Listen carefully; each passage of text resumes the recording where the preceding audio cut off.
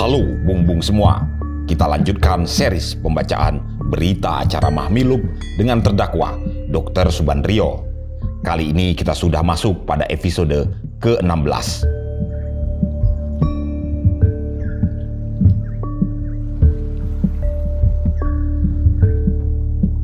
Baiklah, mari kita lanjutkan. Namun sebelumnya seperti biasa, kami ulangi, kembali kami tegaskan, Testifiles hanya menyajikan dokumen, testimoni, dan hasil penelitian para peneliti dan lembaga. Kami tidak menghadirkan teori atau pendekatan apapun. Sekali lagi, bung-bung juga harus menelaah versi-versi lainnya.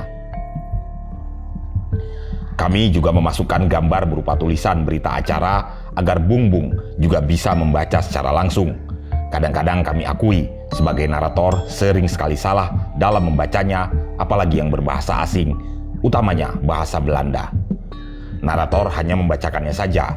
Gaya dan intonasi dari pembacaan ini pastilah tak sama dengan sidang sebenarnya. Melanjutkan pertanyaan auditor kepada tertuduh. Kapan saudara melakukan pemanggilan nyoto? Tanggal 31. Tanggal 31 itu untuk apa? Itu untuk membantu Bapak Presiden membikin pidato. Untuk membantu? Ya, membikin pidato. Jadi bahan-bahan itu. Mengumpulkan bahan-bahan. Ya, jadi biasanya itu semua menteri memberikan bahan-bahan. Sesudah itu?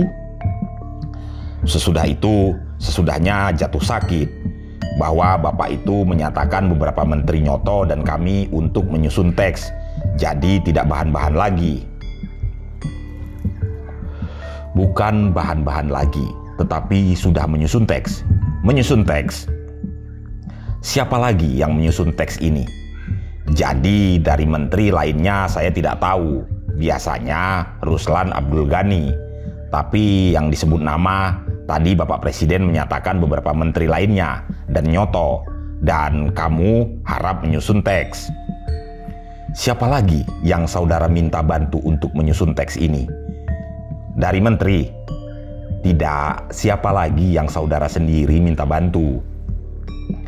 Jadi saya sendiri ketika saya diminta untuk menyusun teks oleh Bapak, karena saya merasa tidak mahir mengetahui bab stylenya Bapak Presiden, saya minta saudara Suwito untuk membantu.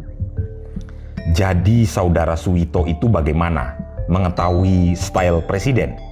Ya, dan seringkali dahulu juga, jadi lebih tahu. Jadi presiden itu tidak bisa saudara ikuti. Bagaimana? Tidak, jadi presiden sendiri menyatakan menganggap style saya itu the filosofis, tidak bisa diterima oleh rakyat secara langsung. Tidak bisa diterima oleh rakyat. Jadi kurang kerakyatan, kurang tegas, atau kurang itu. Bagaimana maksudnya? The filosofis menurut presiden. The filosofis? Ya, stylenya itu. Kalau Suwito bagaimana? Itu menurut hemat saya yang dianukan. Saya tidak bisa menyatakan, tetapi Korbondik jadi bisa. Jadi mengingat rakyat, jadi bisa diterima oleh rakyat. Jadi kalau saudara punya, menurut presiden tidak bisa. Kalau menurut saudara bagaimana? Kalau saya sendiri tidak bisa menilai. Tidak bisa menilai saudara punya sendiri. Ya, itu bagaimana ya? Itu orang lain yang harus menilai. Kalau dibandingkan dengan presiden punya, oh, presiden tentu punya.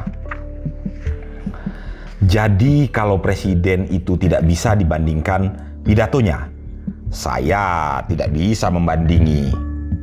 Saya tanya, susunan saudara dengan susunan presiden, apakah tidak boleh dibandingkan? Ya, boleh dibandingkan. Hah? Bagaimana? Ya, itu menurut presiden susunan saya itu. Ya, menurut saudara saya tanya, setelah saudara bandingkan pidato apa susunan saudara dengan susunan presiden. Itu bagaimana? Jadi saya menganggap pidato presiden itu memang bisa diterima oleh rakyat. Pidato saudara yang sejak ini, pidato yang mana? Loh, saudara kan menyusun teks. Ya, saudara tidak bisa menilai teks saudara sendiri. Sekarang diadakan perbandingan. Ya, teks punya Bapak Presiden, saudara punya teks sendiri juga. Itu bagaimana kalau Bapak Presiden mengatakan bahwa saudara punya itu terlalu filosofis biasanya? Ya, bukan. Sekarang pendapat saudara sendiri tentang susunan saudara. Teks sendiri bagaimana? Apakah filosofis? Apakah terlalu verbiage-nan, fak? Tidak mau direct kepada to the point? Tidak bisa. To the point yang keras itu yang dianukan. Jadi saudara biasa membuat dalam pidato-pidato saudara tidak mau to the point. Tidak. Begitu toh? Tidak. Tapi bahwa itu jadi perkataan-perkataan yang kasar. Oh, begitulah. Jadi saudara presiden mempunyai perkataan-perkataan kasar dalam pidatonya. Oh tidak, yang saya maksudkan. Lah, jadi bagaimana? Logikanya kan begitu. Yang keras-keras misalnya, kalau terhadap imperialisme keras. Bapak Presiden dengan keras menyusun pidato beliau, tapi saudara tidak. Ya, bukan, tapi saudara tidak selalu ditutupi. Ya, diverifisnen, bukan? Ya. Sesudah itu yang bisa mengikuti style dari Bapak Presiden adalah Saudara Suwito Kusumowidakdo. Saudara tidak bisa mengikuti. Ya, karena pembawaan saudara adalah dengan verbiage-nen, menutupi. Jadi juga yang kalimat-kalimat yang pendek-pendek itu selalu Bapak Presiden. Dan herhalingen itu saya tidak. Ya, tidak bisa. Jadi saudara verbiage-nen toh? Tidak, tapi Bapak. Loh, tadi verbiage-nen, kok tidak bagaimana? Herhalingen dan lainnya itu saya stylenya itu. Ya, stylenya. Saudara mengatakan verbiage-nen Bapak Presiden, mengatakan tegas. Punya Bapak Presiden itu tegas. Ya. Tapi saudara mempunyai style itu verbiage-nen, bukan? Ya. Ya, itu yang saya tanya. Saudara punya itu tidak mau tegas-tegas seperti Bapak Presiden punya itu tidak mau. Itu bukan style saya. Ya, style Bapak Presiden yang saya tanyakan memang demikian. Saudara tak mau begitu. Style saudara itu ditutup. Verbiage-nen. Kan begitu? Ya, oleh karena dalam diplomasi itu memang kebiasaan bahwa kita selalu. Ya, ngomong di Kottrar kan bukan ngomong diplomasi. Ngomong di Surabaya kan bukan ngomong diplomasi. Itu ngomong kan di muka rakyat. Saya tanyakan, itu kebiasaan saudara kan? Begitu toh? Satu pembawaan saudara. Saudara tidak mau tegas. Tidak. Loh, tidak lagi. Bagaimana? Ya itu jadi untuk membuat pidato Bapak Presiden, itu Bapak Presiden menganggap bahwa style saya kurang tegas. Sebab saudara tidak mau tegas, saudara selalu tutupi. Menurut anggapan Bapak Presiden. Terus anggapan saudara bagaimana? Ya sudah cukup yang dianukan. Ya, berputar-putar menjelaskan itu saja. Bapak Presiden menyusun teks dasarnya tegas. Kalau saudara berkata tidak bisa mengikuti. Ya, itu jadi dianggap Bapak Presiden. Jadi saudara punya itu bagaimana? Itu yang dianggap oleh Bapak Presiden filosofis. Itu jadi yang dianukan. Saya sendiri tidak tahu tentang apa filosofis atau tidak filosofis yang dianukan itu. Orang lain yang menyatakan. Ya, itu saya tanya kepada saudara. Barang saudara sendiri, saudara tidak bisa menilai. Bagaimana? Itu pidato dinilai orang lain. Sekarang baiklah, Saya kasih bahan perbandingan. Bapak Presiden mempunyai teks pidato. Dengan perbandingan itu bagaimana dengan penilaian saudara? Kalau tidak ada perbandingan mungkin tidak bisa menilai. Sekarang ada bahan perbandingan. Bagaimana penilaian saudara terhadap pidato saudara sendiri? Jadi style saya sendiri itu kalimat-kalimat panjang. Itu membuat kurang jelas. Jadi tidak core and bondik. Tapi isi teks itu tadi tidak banyak. Jadi oleh karena ini banyak yang pidato sedemikian itu tidak bisa diterima oleh rakyat biasa. Mungkin kaum intelektual itu bisa, akan tetapi yang rakyat biasa itu tidak bisa menerima. Dus saudara tidak mau tegas. Artinya tegas-tegas. Seperti Bapak Presiden saudara tidak bisa. Stylenya yang tidak. Iya, stylenya. Tegas itu kan style. Jadi saudara tidak bisa tegas-tegas seperti Bapak Presiden.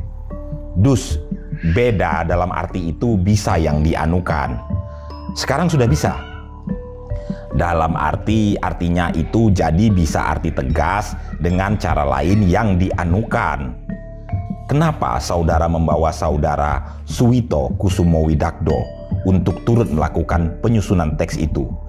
Karena beliau mengerti style presiden. Style presiden itu bagaimana? Seringkali beliau juga langsung diperintahkan oleh presiden. Iya, style presiden itu bagaimana? Kortezinen, repetisi, itu yang dianukan. Tegas, saudara kembali lagi. Kalau saudara punya bagaimana? Jadi lendrik yang dianukan. Lendradik, ya zininya itu panjang-panjang. Tidak mau tegas. Tegas itu yang dianukan. Tegas tapi dalam susunan yang lain daripada. Dus ada di cover dengan hal-hal supaya vervichnen. Jadi itu tidak lendregdik. Itu yang dianukan. Lendregdik bagaimana? Saudara kan tadi mengatakan itu apa? Saudara tidak mau tegas seperti presiden. Itu tidak biasa. Itu memang mempunyai bakat-bakat sendiri. Masing-masing mempunyai bakat sendiri. Saudara kan pidato saudara tidak bisa tegas, filosofis. Lalu secara vervichnen begitu toh? Filosofis menurut Bapak Presiden, secara repetisi. Tidak secara vervichnen. Apa tidak begitu? Jadi vervichnen berarti tidak. Ya vervichnen met woorden dan lain-lain. Dalam arti repetisi. Vervichnen met woorden dan lain-lainnya dan segala macamnya di vervichnen semuanya. Itu toh? Jadi pidato saya. Ini saya tanya dulu, vervichnen atau tidak? Di vervichnen dalam arti bahwa ini bisa diterima orang yang sudah intelektual, yang dianukan, jadi tidak usah diulang-ulangi lagi. Jadi buat rakyat biasa pidato saya itu kurang itu, yang bisa diterima, biasa dimengerti itu. Waktu penyusunan pidato itu, apakah DN Aidit turut serta melakukan penyusunan teks pidato presiden untuk tanggal 17 Agustus 1965 itu? Dengan nyoto, saya tidak tahu. Dengan saya tidak. Saya tanya, apa yang ditanya itulah yang dijawab. Tak usah ditambah-tambahkan lain. Apakah dalam penyusunan pidato, teks pidato Bapak Presiden tanggal 17 Agustus 1965 itu juga turut DN Aidit bersama dengan saudara? Tidak. Tidak. Siapa yang turut bersama saudara? Nyoto. Nyoto? Ya. Bagaimana cara saudara kerja dengan Nyoto? Jadi Nyoto ketika datang itu jadi datang ke rumah saya dan membicarakan itu, dan saya minta supaya kita bersama-sama menyusunnya, dan sesudahnya itu sanggup kembali kedua harinya. Itu kira-kira tanggal berapa? Tanggal 8, 9 atau 10? 8, 9 atau 10 bulan Agustus. Ya, terus sesudahnya itu hari kedua datang lagi, dan saya minta secara konkret sekarang, kita punten. Jadi hari pertama itu saya minta besok pagi kembali untuk membawa punten, dan saya membicarakan puntennya. Sesudah itu lantas beliau tidak datang kembali, dan saya tunggu-tunggu itu tidak ada. Dan selanjutnya saya mendapat kabar, kata KTBLC, bahwa beliau sudah mengirimkan draft beliau secara langsung kepada istana. Ya, yang draft saudara sendiri. Jadi saya perwerkan, sesudah itu saya draft sendiri dan kira-kira tanggal 14-15 saya kirimkan ke Istana Bogor. Yang draft Kusumo Widakdo. Jadi saya perwerkan dalam secara keseluruhan dalam draft saya itu. Apakah saudara bekerja dengan saudara Suwito itu di satu kamar atau bagaimana? Tidak, saya sudah mendapatkan draft beliau. Sudah dapat draft yang sudah selesai. Sudah itu. Itu lantas saya verwerken lagi, yaitu yang saudara serahkan kepada presiden. Nyoto juga menyerahkan. Ya, menteri mana yang menyerahkan? Saya tidak tahu. Tidak tahu? Tidak tahu. Apakah juga Menteri Ruslan Abdul Ghani memberikan? Saya tidak tahu. Tidak tahu. Apakah pernah berbicara dengan saudara tentang penyusunan pidato itu dengan Menteri Ruslan Abdul Ghani? Tidak. Juga tidak? Tidak.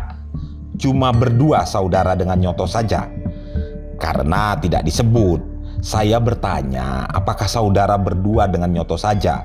Ya, sudah. Itu sesudah Bapak Presiden berpidato, apakah teks yang saudara bikin itu banyak dibicarakan, dipidatukan oleh Bapak Presiden? Ya, itu yang dianukan.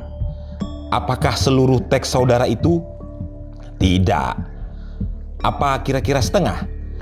Yang menyatakan di sana-sini diambil jadi untuk mengatakan setengah atau bagaimana itu? Siapa yang menyebut Jenderal Petak? Saya tidak tahu. Tidak saudara menulis? Tidak. Ada dalam pidato presiden itu Jenderal Petak. Apa itu? Saudara bisa memberi keterangan? Tidak. Baiklah. Setelah DNID tiba di sini, apakah bertemu dengan saudara? Tidak. Apakah saudara tidak waktu dia akan datang, akan mendarat di lapangan terbang, apakah saudara tidak disuruh menjemput oleh Mas Far, sekretaris saudara? Saya tidak ingat. Tidak ingat? Coba ingat baik-baik. Saya Nyoto. Coba diam-diam sebentar, itu ingat. Bukan Nyoto yang saya tanyakan, Aidit. Jangan cepat-cepat. Ingat dulu. Tapi tidak ingat saudara toh. Untuk menjemput, memerintahkan kepada Mas Far untuk menjemput DNID. Tidak ingat. Masih tidak ingat. Coba sampai besok lagi supaya diingat. Apakah sesudah itu, sesudah pemanggilan itu, saudara pernah bertemu dengan DNID? Saya maksud sampai tanggal 17 Agustus itu, sampai pidato presiden. Sebelumnya pidato presiden tidak. Sebelumnya itu dalam tanggal 17 itu saya bertemu. Tanggal 17 di mana? Di Istana Merdeka. Di Istana Merdeka. Apa pembicaraan DNID pada saudara? Jadi tidak ada pembicaraan. Tidak ada pembicaraan? Oleh karena kita bertemu pada hari nasional. Jadi kalau bertemu dalam hari nasional tidak ada pembicaraan. Jadi tidak hanya bertemu saja yang dianukan. Jadi tidak ada pembicaraan yang khusus. Saudara Ketua, untuk sementara cuma sekian dulu. Selesai auditor dengan pertanyaan-pertanyaannya, Ketua mempersilahkan pembela untuk mengadakan pertanyaan-pertanyaan. Tanya jawab berlangsung sebagai berikut. Pembela Yap Tian Hien, sarjana hukum, kepada tertuduh. Saudara terdakwa, tadi saya dengar bahwa auditor menanyakan kepada terdakwa apakah terdakwa dapat menyetujui bahwa Regeren is Vorsitzenden Vordien dan dalam batas-batas tertentu saudara terdakwa dapat menerimanya juga. Sekarang saya bertanya sama saudara terdakwa, dapatkah saudara terdakwa mengiyakan bahwa memerintah itu bukan soal yang mudah pada umumnya? Ya, khususnya memerintah bangsa dan rakyat Indonesia, kita di masa-masa yang dituduhkan, yaitu triwulan terakhir 1964 sampai kira-kira 1 Oktober 1965. Bagaimana dengan persatuan bangsa? Baik. Baiknya apakah baik dari kliknya saja, apa inti-inti juga? Intinya, satu persatuan bulat bisa dikatakan dari luar dan dari dalam. Ya,